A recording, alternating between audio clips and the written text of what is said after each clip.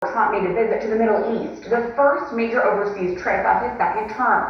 The president did not visit Israel or address concerns in Gaza, instead prioritizing economic deals with oil-rich Arab countries during his three-day tour.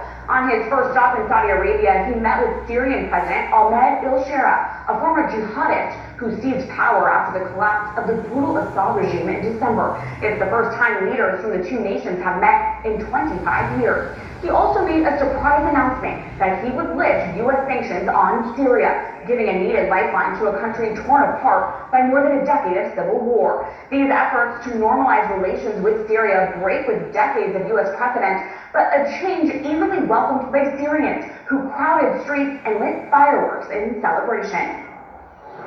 This is a second happiness and a second liberation. The sanctions will be lifted, which means a revival is coming. We will no longer have crises, no more water crisis, no more economic crisis. Along with numerous other financial deals throughout the trip, Trump also mentioned in Qatar that his administration is nearing a nuclear deal with Iran, though it is unclear whether the U.S. is asking the country to forego its nuclear program entirely. The opulence of the Mideast visit to the wealthy Gulf states highlighted the mega deals that were being announced, with some American billionaires like Elon Musk joining Trump as part of the U.S. entourage. Among other agreements, the U.S. will export billions of dollars of advanced semiconductor chips to the region in exchange for billions of dollars of Gulf wealth being channeled into U.S. companies.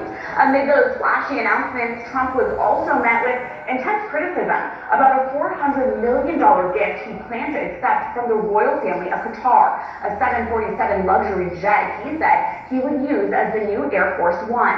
Members of Congress on both sides of the aisle raised immediate concerns about the legality of accepting the jet, the possibility it could be loaded with listening devices, and the nearly $1 billion cost to the American taxpayer to retrofit the plane for security features required to transport America's commander-in-chief. Well, what I'm concerned is the safety of the president. Qatar's not, in my opinion, a great ally. I mean, they support Hamas, and so what I'm worried about is the safety of the president of the United States. Gift, bribe, call it what you want.